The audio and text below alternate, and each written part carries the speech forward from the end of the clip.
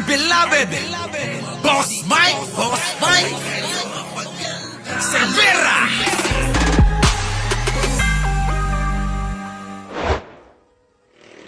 Oh. Anong latest, ate? Pwede si ate. Tuloy. Ruth, simple pero makabuluhan ang Hmm. naging seremonya para sa paggunita ng EDSA People Power Revolution na nagpatalsik sa rehimen ng ama ni Pangulong Bongbong Marcos na si Ferdinand Marcos Sr., 39 na taon na ang nakalilipas. Pinangunahan ni Quezon City Mayor Joy Belmonte ang pag-aalay ng bulaklak dito sa EDSA People Power Monument. Kasama rin dito kanina ang iba't ibang ahensya at grupo kabilang ang National Historical Commission of the Philippines, Human Rights Violations Victims Memorial Commission, August 21. Ilan lang kayo dyan?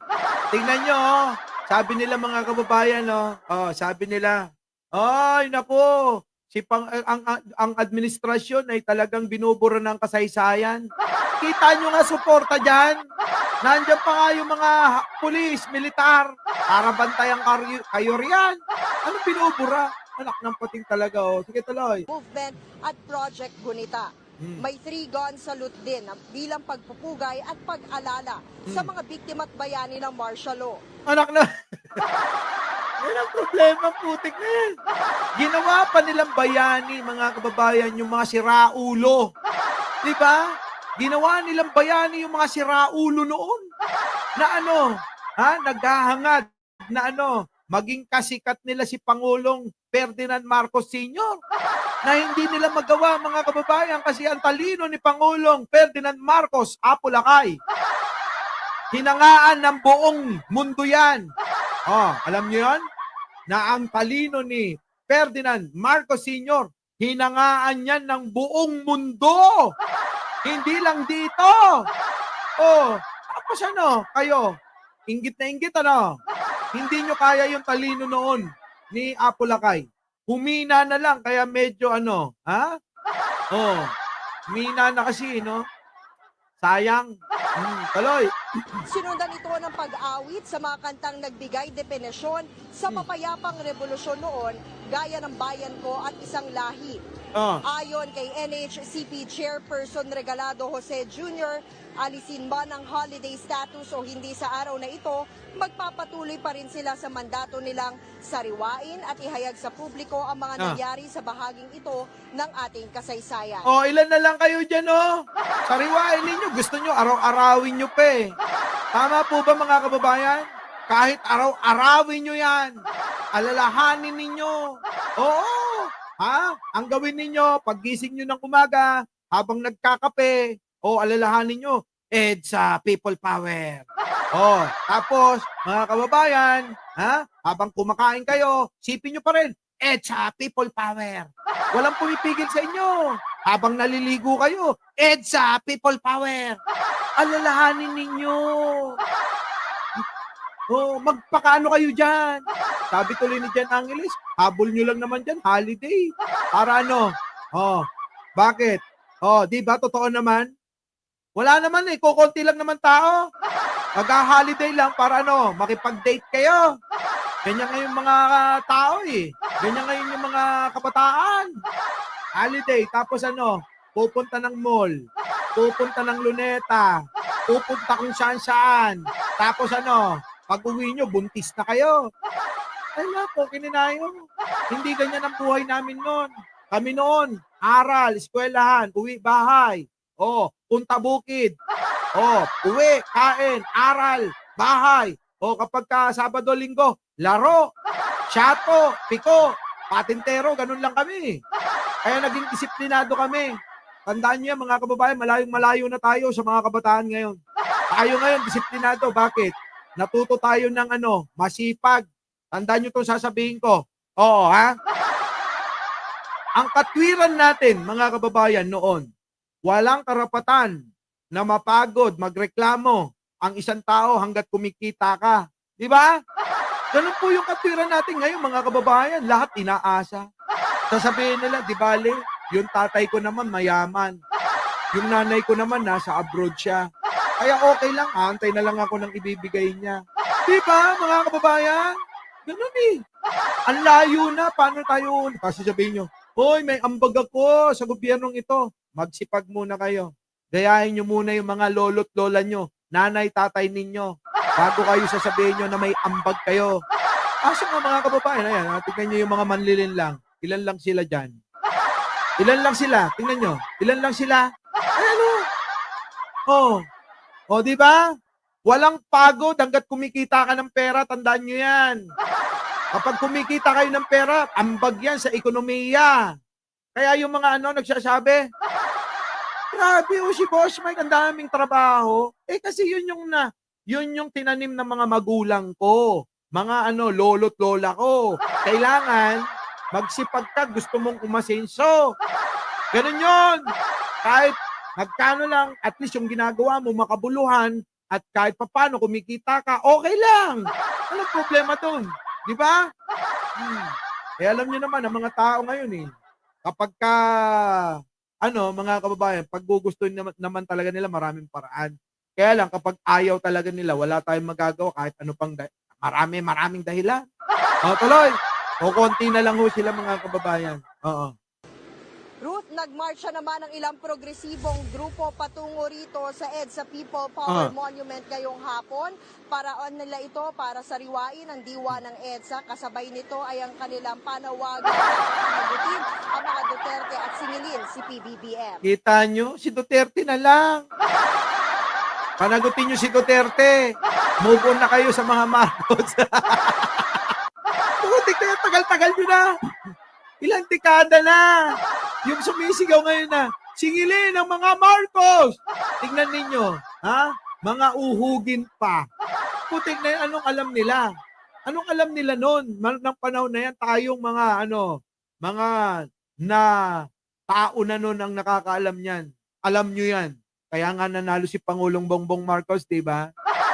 Ruth, Rian, itong mga nakaraang araw, may ilang mga eskwelahan, mga universidad, nagsuspende sila ng klase, no, kahit na hindi idineklara na holiday ngayon. Pero meron pa rin daw mga estudyante na sa araw na ito ay may paraan ng pakikiisa sa pagkunita ng EDSA.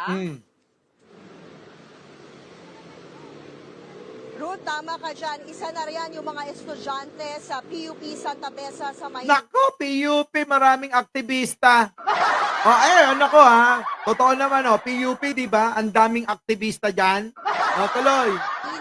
Na nagsuspindi nga ng kanilang klase na kaisa dito sa EDSA anniversary. Kita nyo anong kinalaman ng mga to? Itong mga bata na to, mga kababayan, sige nga, pakipaliwanag.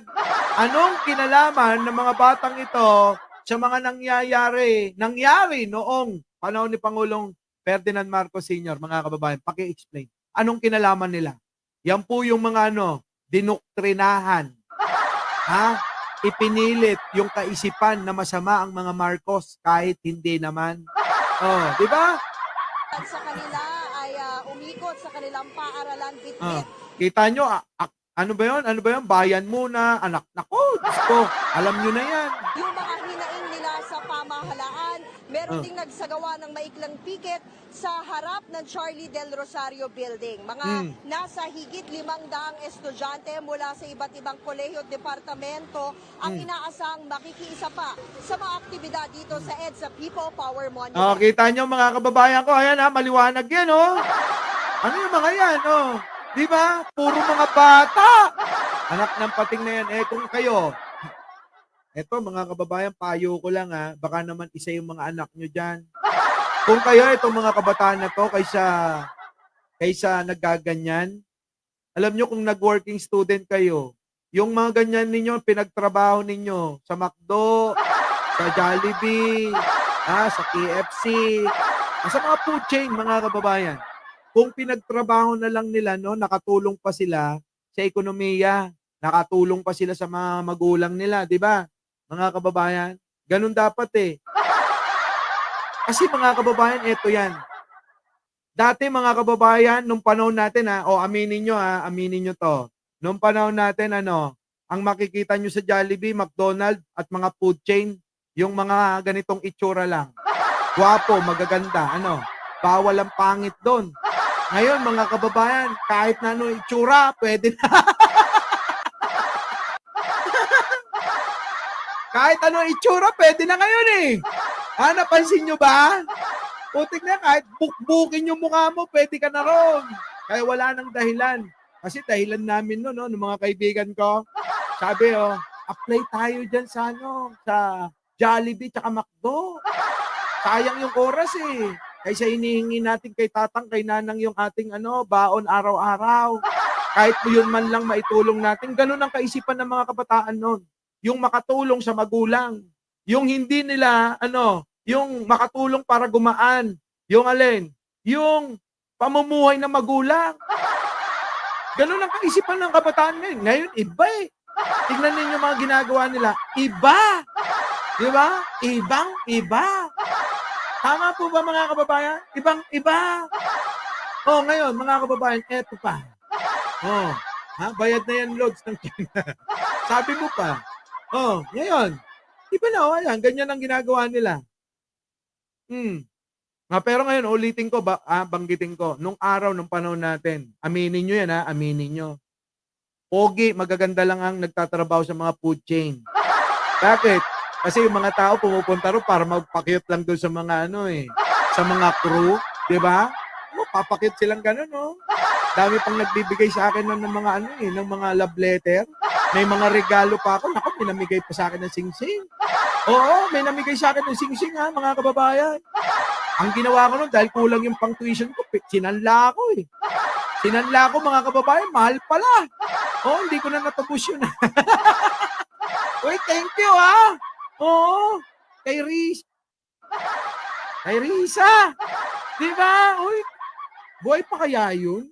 Hindi ko lang alam pinigyan ako sing-sing. Pero na-survive yung isang SEM ko nun. Isang SEM ko. Grabe, thank you talaga. Di ba? Laking bagay. Bigyan ka ng sing-sing. Tapos ngayon mga kababayan, iba na. Kahit na ng itsura, mataba, payat, maliit, matangkad, pwede na. Nung araw, kailangan, mayroong height. Hindi ka pwedeng bumaba ng mga 5'6", ganun.